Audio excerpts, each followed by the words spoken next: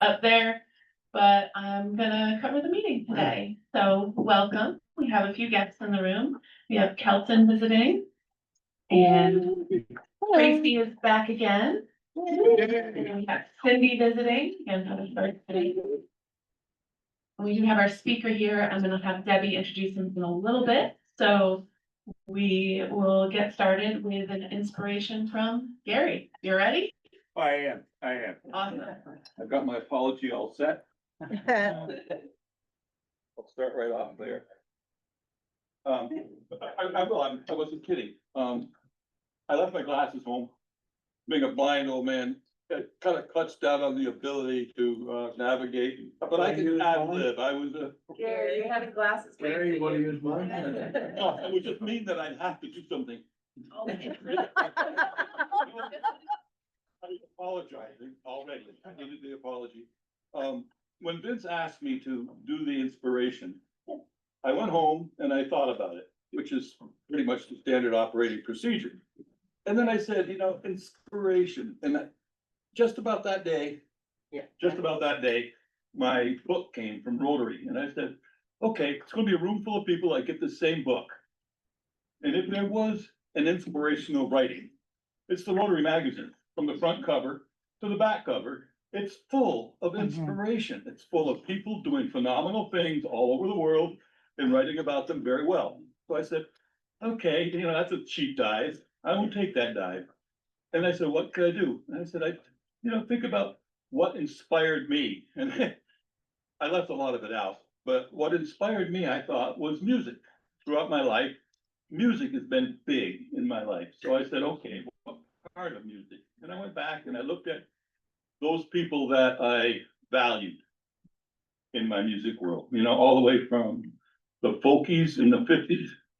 Yeah, I was there. Folkies in the 50s and early 60s, the Dead till the Springsteen and John Prine and those people today. And I said, okay, what about their music inspired me? And so I did a little search on their music, and I found a song that I think everybody in the music world has done. Cover it. Here's it's you all know it. It's a traditional song. And then I dug into it and I found that it had some really interesting history.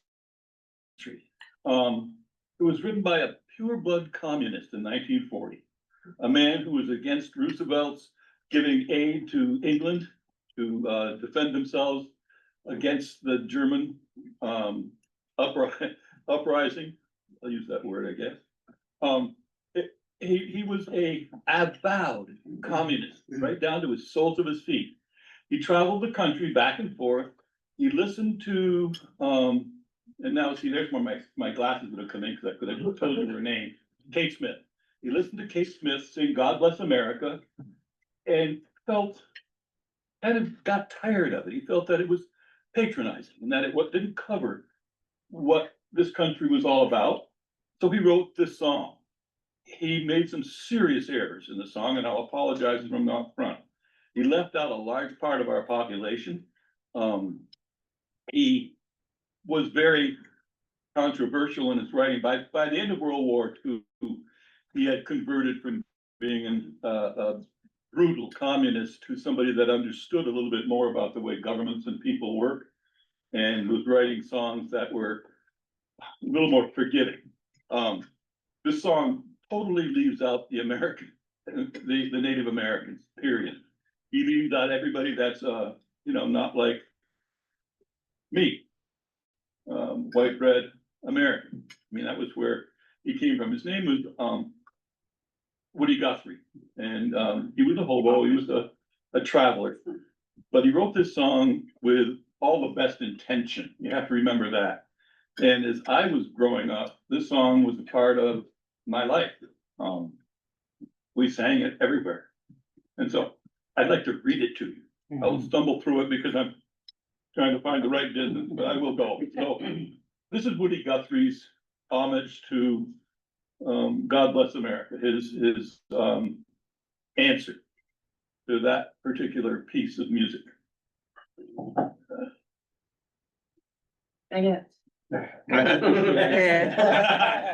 Not on your life. Anybody that wants to join in as I'm reading it can sing along with me, but this land is your land, this land is my land. From California to the New York Island, from the Redwood Forest to the Gulf Stream waters, this land was made for you and me. And that's part of where I have to apologize, because he left out an awful lot of people when he included you and me. We have to remember that. As I went walking that ribbon of highway and I saw above me that endless skyway, I saw below me that golden valley. This land was made for you and me. I roamed and rambled, followed my footsteps to the sparkling sands of her diamond deserts. All around me, a voice was sounding, this land was made for you and me. There was a big high wall that tried to stop me. A sign was painted. It said, private property, but on the backside, it didn't say nothing. This land was made for you and me. When the sun comes shining and I was strolling and the wheat fields waving and the dust clouds blowing, a voice came chanting as the fog was lifting. This land was made for you and me. This land is your land. This land is my land.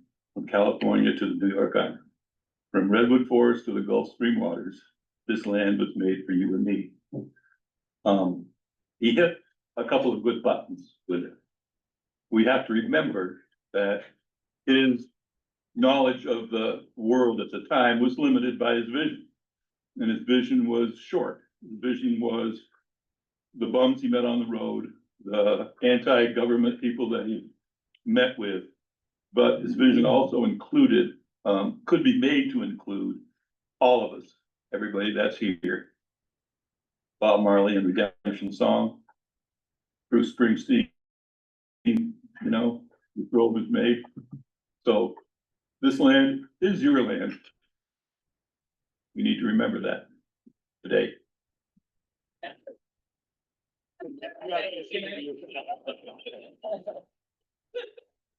Well, every time you do an inspiration, it's a song, so I really appreciate that, but singing's good too. Anyway, thank you. All right, Debbie, would you come introduce our speaker?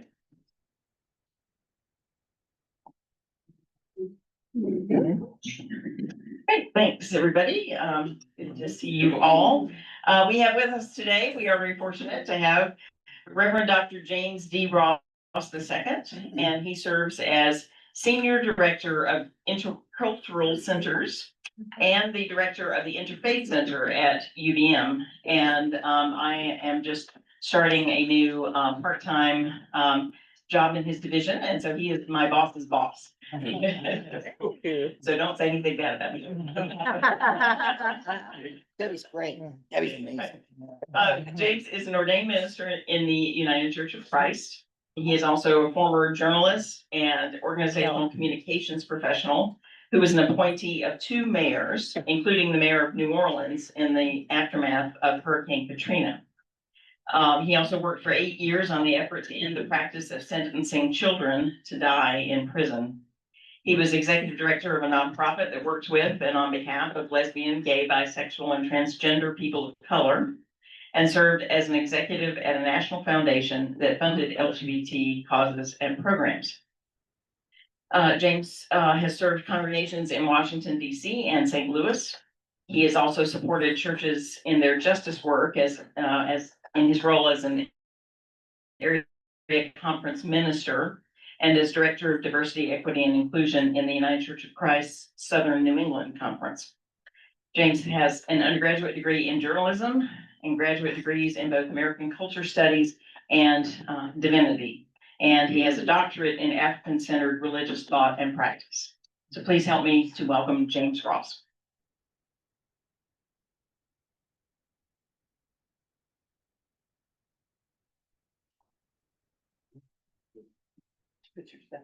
Thank you. I feel like I always have like hands full of stuff wherever I go. Good morning, and thank you for inviting me. Thank you for that invitation, Debbie. And I am grateful to be with you and to have this conversation with you today. It's interesting. I really appreciated today's inspiration inspirational message. And it made me think about what I'm planning to talk about because I really love that song and I am struck thinking about how I don't think that that is the message that we are perpetrating about lesbian, gay, bisexual, transgender folks in this moment, in this country. I don't know how many of you, I'm curious if you've heard about the request for the Supreme Court to review the decision about same gender marriage. Mhm. Oh, yeah. I'm curious how many of you have been, well, this is a more pop culture one. How many of you heard the comments that have gotten a lot of attention in the last few days about Snoop Dogg saying that he's afraid to take his his grandkids to the movies because there might be something about lesbian gay relationships. Yes. This from somebody who has smoked half the marijuana ever grown. And that's fine, but I think the thing is that what it says to me, because the person who's asked for the marriage decision to be reviewed has been married 4 times to 4 different men, right? So what it says to me is this is not about personal values. This is not about what people believe. You don't really have to have any upstanding morals of your own to question the very right of LGBT people to exist and to have normal lives in this country. I mean, that's what it says to me. So thank you for this opportunity to talk about this. I wanted to share a little bit about myself. Thank you so much for that invitation, but I want to share a little bit about what I do at UVM and how that relates to this, and then I'll try and talk a little bit more broadly. So, as Debbie said, I serve as the Senior Director of Intercultural Centers and Director of the Interfaith Center. Basically, that means that my team and I run and operate the Interfaith Center, which works to promote religious and spiritual pluralism on campus. And then I have responsibilities that relate to leadership of the other intercultural centers on campus, which include the Mosaic Intercultural Center, which was formerly known as the Mosaic Center for Students of Color, as well as the center that is called WAGE, the Women and Gender Equity Center, the Prism at UVM, which is the center that provides services, supports, and programming for LGBTQIA plus students and members of the community. By the way, all of our centers and all of our programs are open to everyone. The other piece of that work is the Men and Masculinity Program, which works to address the issue of male and masculine identified folks have sort of very low attendance and retention and graduation rates at UVM and elsewhere in the country right now. And there is a lot happening in the country and in the world around masculinity and healthy masculinity. Well, a lot of what's happening is around unhealthy masculinity. This is an effort to address that because it helps to reduce incidents of sexual violence and other kind of violence, and also just improves the culture of the community. So, all of that attempts to relate to what we call our common ground values, which are things like respect and integrity and innovation. And I could go on about that. But what I wanted to just share a little bit about that with you, just so you would know where I'm coming from and how I'm approaching this conversation. Now, let's get a little bit more, and I'm happy to talk more about any of that if you want. So, pride and this moment in our history and how you can be engaged and supported allies. So, pride. Let me just talk a little bit about what pride is. So a little bit about the history. Pride traces its roots to 1969, at a time when there were little to no protections for people identified as lesbian, gay, bisexual, and transgender. As a part of that, there were frequent raids and events of violence committed against folks who went to bars and clubs that catered to members of this community. On a June day in nineteen 69, the patrons at the Stonewall Inn decided to respond and not receive that, not allow those attacks to go unaddressed. And it led to a rebellion that lasted for 3 days, which some people call the Stonewall Uprising. Now, of course, there have been lots of efforts around advancing inclusion efforts for lesbian. At the time, it would have been primarily, the language that would have been used at the time would be gay, right? And that's where it would end it. But it would have been for gay and lesbian folks and to a lesser extent, transgender folks. But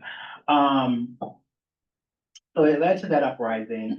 The following year, there were commemorations of events in New York, in San Francisco, in LA, and in Chicago. And now that it's grown to sort of a worldwide phenomena, happens a lot of places in June, in Vermont, Pride, well, at least in the Burlington area, Vermont Pride, as it is called, is in September. This year, it will be the week of August 30th through September 6th. And then the parade and festival will be on September 7th. And it happens in downtown, ends with the big festival. It's about community, building stronger bonds, working toward social change and the like. Let me talk a little bit about the language that I'm using. And I'm sort of going through this fairly quickly because I really want us to be able to have time for conversation more than an opportunity for you to hear me blather. But let me just talk about the language a little bit. So I've said LGBTQIA+. And forgive me if you already are familiar with this, I'm sure many people are. I don't walk into any conversation with the assumption that people know all of these things or that there's a reason that anyone would. So obviously, when we use the word gay, people know often that means a relationship, a romantic attraction, that someone is romantically attracted to someone of the same sex. And often the word gay refers to men, the word lesbian refers to people who are identified as women. And I'm using the word romantic attraction because to differentiate that from sexual behavior, because people do all kinds of things, and I don't want to talk about naming what people do. Bisexual means, we refer to people who are romantically attracted to folks of who may be male or female. And then we talk about transgender folk. Transgender folk are people who were designated a particular sex at birth, who do not identify with the sex, who do not believe that their gender, the way that they live in the world, aligns with the sex that they were assigned at birth. Often that means a person identified as male at birth who now identifies as female, or female at birth and or designated female at birth and now identifying as male. And I want to complicate that a bit in a moment. Queer is the Q. And for me, that is a more expansive term. And for a lot of people, it's a more expansive term that means all of these folks and anybody who sort of sees themselves as attached to that community, or who does not identify strictly as heterosexual, or maybe they do identify as heterosexual and somehow don't fit within heterosexual norms. And I just want to say, I realize that is a contested term, because for a lot of people, it has negative connotations. And that's often generational because if we think back to the 60s, the time I talked about, that was definitely a slur.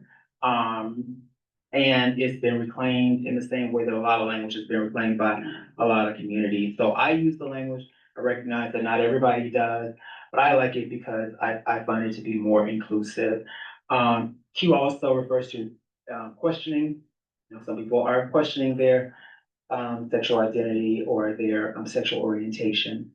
And then I say LGBTQI, I is intersex, which is not a sexual orientation.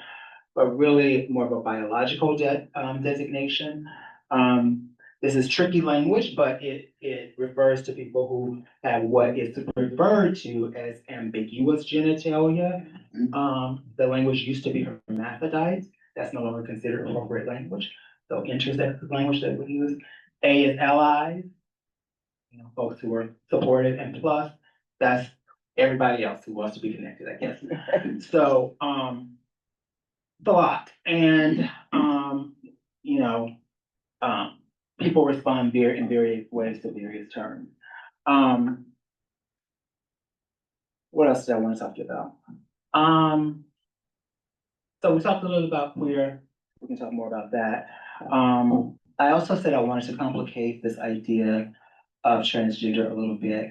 You may have heard people refer to themselves as non-binary, which sometimes folks who identify as transgender use that language. Sometimes it's a more expansive community of folks who use it. But really it's folks who believe that they don't fit into the sort of categories of male or female. There's some place outside of it. And heard folks talk about, use the language of they and them. This is often people who identify as non-binary, not exclusively. And I know that that is an area where people find challenge. I actually think people find it much more, much easier to understand or to maybe accept transgender identities than they do non-binary, because I think it's just, for a lot of people, it's harder to know what to do with non-binary identities. You can sort of say, oh, I get that this person was identified as male and now identified as female. But it's more complicated when it's like, well, I don't actually fit any of those categories. And I think people also are challenged by the language, by the use of they and them sometimes. And I will admit that even though I identify as a member of the LGBTQIA plus community and believe that I am very embracing, I struggle with the language too, because I felt like, well, they and them are plural, pronouns, and why that doesn't really make sense, blah, blah, blah. And then I had to sort of realize that that's sort of my problem. That's not the problem of the person who has decided how they want to be addressed. And had to also ask myself, am I more concerned about the rules of grammar, which of course somebody created and which are always evolving, or am I more interested in relationships? I choose relationships over that. And it's also true that we never use plural pronouns anyway, because that when they don't want to be specific about who we're talking about, oh, they did this, right? So it's sort of not a real thing. So I had to get over that. And I say that only to say I think that we're all always being challenged around things. So that sort of raises the question, what am I supposed to call somebody? How do I know what to call somebody? I think that we're just calling what they want to be called, and we can ask them. Like, it's become commonplace when people identify themselves. I haven't done a very good job of incorporating this into my behaviors, but a lot of people, when they introduce themselves, they will say, hi, I'm James Ross. My pronouns are he, him, his, blah, blah, blah, blah, blah. I need to be better about that. But a lot of people do that. And if they don't, I think most people are okay with us saying, which pronouns do you prefer? And if we mess up, it's usually not a big deal if we're just being honestly messed up and apologize and say, sorry, I'm gonna do better and move forward rather than making a big deal about it or getting defensive about it or whatever. And then the final thing I want to say is, sometimes people say, I just don't get it, I don't understand. And what I would say is, that's okay. You don't have to understand. Like, there are lots of things in the world that I don't understand, right? But I don't get to make decisions about it, right? Like, one of the examples that I get is, I understand very little about medical science. And yet, I want to take advantage of medical science, what I need to take advantage of medical science, right? There are lots of things that I don't understand. So I think it's okay, and I think we can ask questions when we're being honest, and being earnest in our questions rather than using them as like a way to advance our specific politics or cultural, preferences. We talk a little bit about what's happening in this moment. We can talk a lot more about this, but I think this is a particularly challenging time for LGBTQIA plus. I'm gonna say queer folks, if you will allow me to use that language. There are a lot of challenges that relate to access to medical care. You know, there are efforts to, in some states, particularly as it relates to children. And by the way, you're not able to transition without an entire battery of psychological and other types of tests, and you can't usually do it until you're at least a certain minimum age. But these are things like counseling services and even having conversations that are under attack. So rather than doctors and children's families being able to make decisions, legislatures and others have decided that this should be their decision.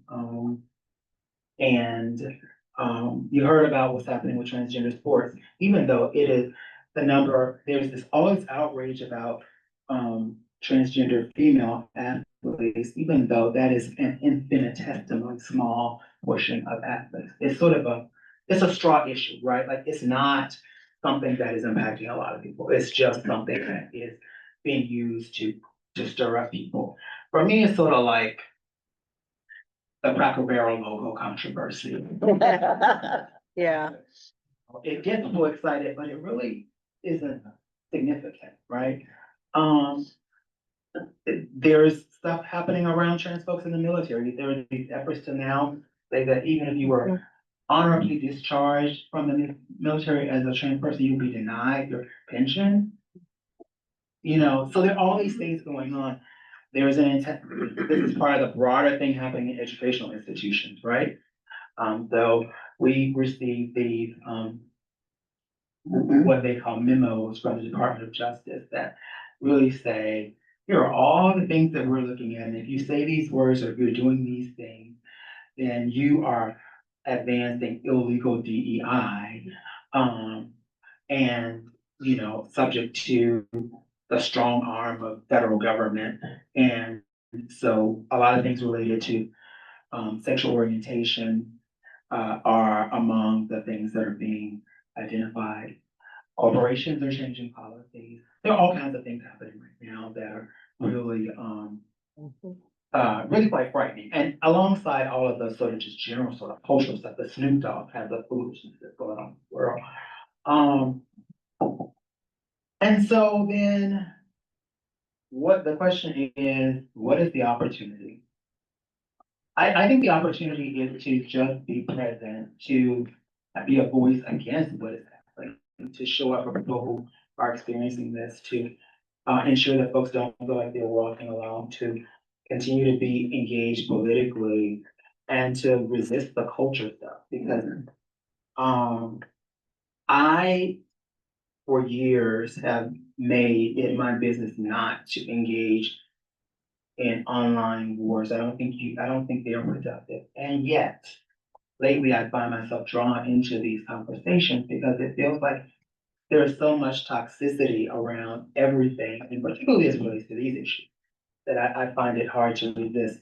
I'm not saying that's what you need to do. I'm just saying that there are spaces to engage, and sometimes the person who is most forceful and most convincing in those conversations is a person who does not share the identity of the folks who are being attacked. So I want to stop there. I feel like, I don't know if that's what you were wanting to hear from me or expected to hear from me, but let's have a conversation, and if there are things that we can talk about, let's do that. So. Yeah. Should I take the microphone? yeah. Thank you. I have a sister-in-law who just came out as transgender in my wife's former brother, and had a tough conversation recently with my other brother-in-law about it, and was pretty surprised by the hate in which he spoke, just really got me thinking about it, and just want to thank you for talking about it to expand those thoughts as I'm kind of dealing with it. Thank you so much for sharing that, and I can tell this is an emotional issue for you, and I think rightly so, and I'm sorry that this is happening in this way. And I think that, I appreciate your, presence, and I think that, you didn't ask me this, but I think one of the most important things you can do is to just continue to be present during this process, so, yeah. So I was wondering if you would speak to, I guess, the student impact at UVM of your group, the percentage of students that you touch and some of the programs. Yeah. That's a great question. So, at UVM, I don't know if this is a public stat, but I'm gonna say it anyway, so. Last year, among incoming students, 50+% identified as something other than heterosexual. That's a lot. And we continue to see trends in that direction because, I want to say this carefully. Many states that have had programs and services directed toward, students of color, trans students, LGBT students in general, have eliminated their programs, right? Because they've been forced to, or they have done it because they felt like they were going to be forced to. And so there are not a lot of places that are still doing this work. I don't want to suggest that we're the only one, but a lot of places have eliminated their programming. So it's a big deal. I just want to talk a little bit about, the, prison at UVM, which, we're so happy that Debbie is coming over to work with. The center does a variety of programming that, so we structure our intercultural centers around the idea of student success. So we want to support students in having a successful experience. That means that there are some things that support identity development and support. A big piece of it is around community development, and we do things like ensure that university policies, or try to ensure that university policies are supportive of student needs. So, this happened over the last few years, but there's been a big effort around, ensuring that there's a way for students to use the names that they actually use, which may be different than the names that are on their birth certificates or their legal names, which is important for a trans person to feel, respected and seen. We have, a lot. So as it relates to services like that, there are things that relate to, basic things like, access to, clothing kinds of things. But I would say some of the biggest things that we do at the university is we do have gender affirming care. So through our health services, there is gender affirming care. There is, so we, what I will say in general is that we have taken an approach, to be in conversation with students about what their needs are and develop programming related to that, in response to that, rather than to decide preemptively what that should look like. So that's the way that we're approaching things. I will say that it is, I'm both curious and, nervous to see, what things are like this fall, because I think, that students are feeling increasingly, anxious and under attack given the national circumstances. So I don't know how we'll be responding in the fall, but, it'll be based on what they tell us they need, so. I hope that answers your question a little bit. You did, thank you.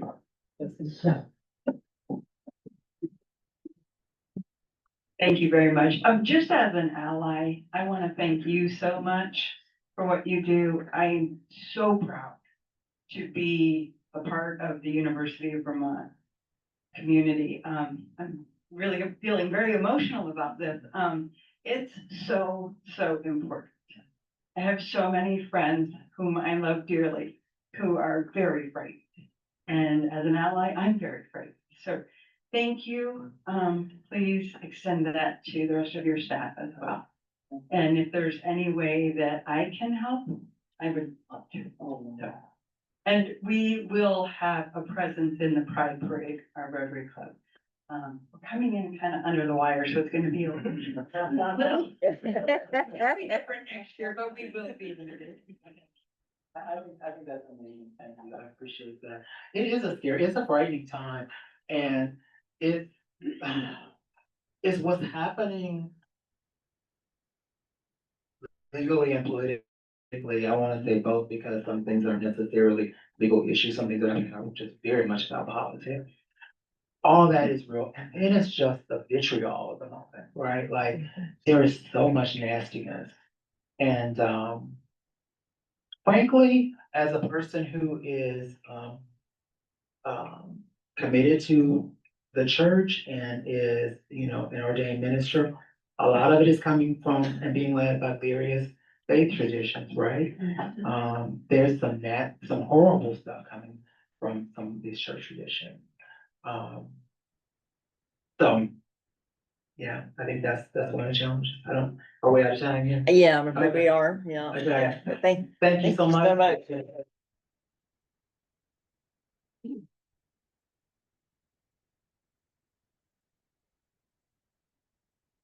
Couple of little things for you.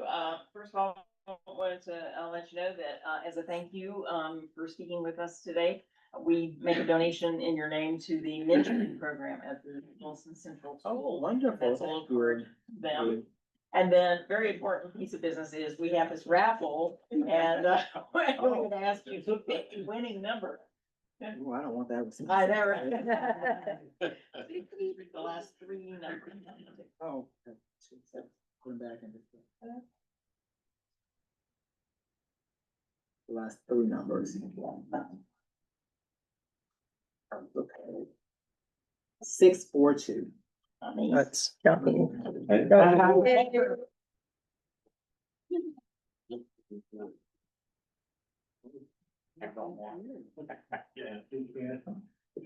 right, thank you.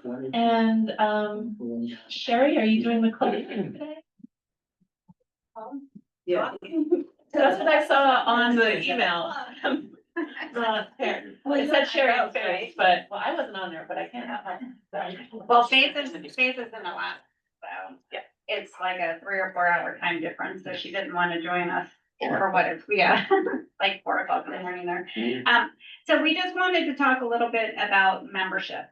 We're doing really great at Cindy's escaping, but.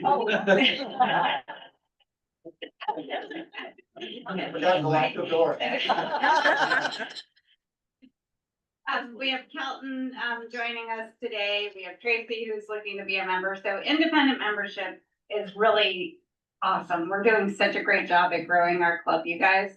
But one thing that we've been working on, the newly founded membership committee, which is Kate, Elizabeth, and I right now, and anybody else that wants to join in, is a business membership. So we've been getting an application together, making sure our bylaws are reading appropriately, that our application, having an attorney on our board is really super helpful. Andy, thank you. But we are working on getting a business membership going. And what this will include is a primary person from a business would be the member that joins with Rotary International. And then they would have 2 alternates who could come to meetings when they can't. So we have a couple members that we know had worked for the town, for the school. There's schedules just don't allow them to be here every single week, but they want to be part of Rotary. So if we can get a business or an entity here, and they have alternates that can come to meetings, then we're going to fulfill that attendance requirement. So we're trying to format it that like a business can join for currently it's we have it set at $500. That would be the main member who is a Rotary International member, a district member. They get the magazine and all that, and then they have 2 alternates that they could name who they could come to the meeting. Those wouldn't be voting members. I think the way we're kind of wrestling with how our bylaws read as far as who gets to vote. But they would all be able to have hats and name tags and all that, and do all of the fun activities that we do. The whole business can partake in our Easter egg hunt or our, whatever we do, 4th of July stuff. So that's it. If you hear of any businesses or know of any businesses that are interested in becoming club members, just steer them towards us and we'll get things going. And business is, not just businesses, we want to include nonprofits and schools, so like the town, the school, the library. They've all expressed interest in becoming members, but they don't have, we want the library to be a member, not just one person from the library. So that's why we're creating that. And Leslie? So I really appreciate that. Oh, yeah, so everyone can hear you. And Charlie, I got you next. I do really appreciate this. I think it's like long overdue for us to be doing this. And I'm just thinking that if I'm an alternate for a business, and I come to a meeting where we're voting, couldn't I vote? I'd like to say that I would be able to vote having spoken with the member from our business, because I didn't want to lose that vote. So I just kind of wanted to throw that out there, but I think it's very exciting. And I think that's what we're working through with the bylaws. Yes, we're figuring that out. Yeah, that's the one last little thing, figuring out. I mean, they could also talk.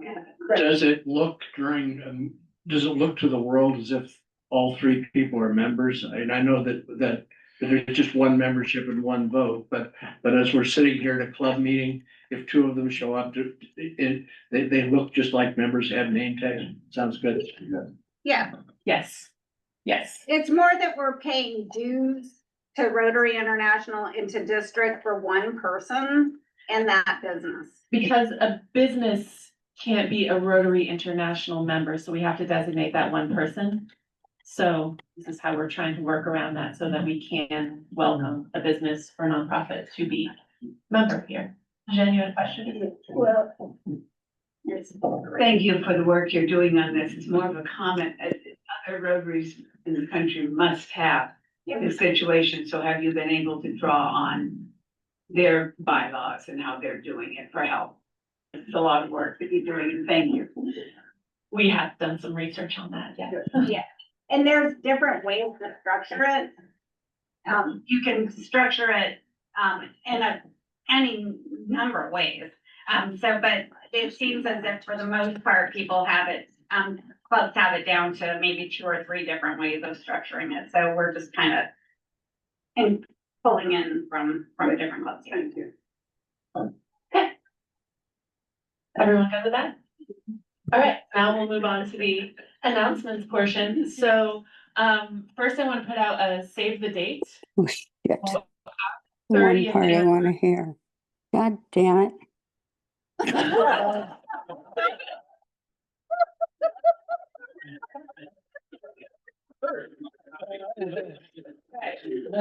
Was there? Our 30th anniversary as a club is this year.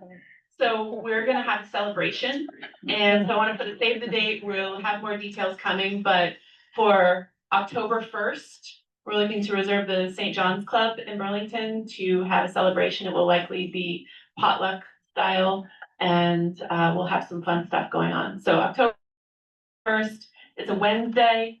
That's what's available. Put that in your calendars. We want to have as many people there as possible to celebrate us and have some fun. What time? Evening, Okay. by like 5-ish, I would guess, 4 or Okay. 5. Yeah. We will have more details coming. We're working on that. Are there any other announcements? Walter, okay.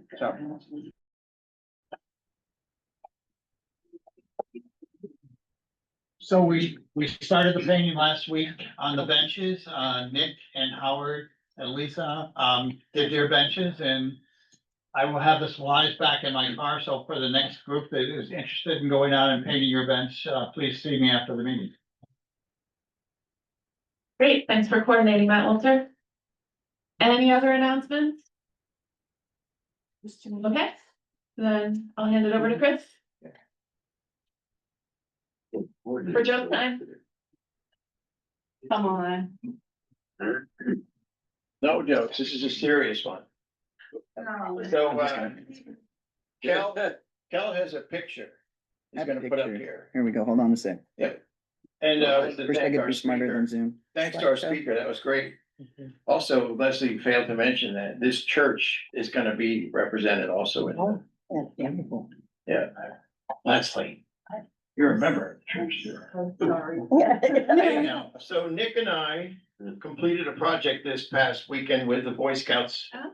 And this doesn't look like much, but he and I didn't do that much. There was a group of scouts led by my neighbor Talon, who built these. This building is 15 feet wide. And he noticed as a student at Allenbrook School that there was no place to hang your coat or put things for the playground, which you can't see, which is right here. So he came up with the idea for this roof that's underneath an existing soffit on the old shed here. PVC, and he put the hooks on there. And Nick and I helped him build the framework for the roof. And then we helped him put this up to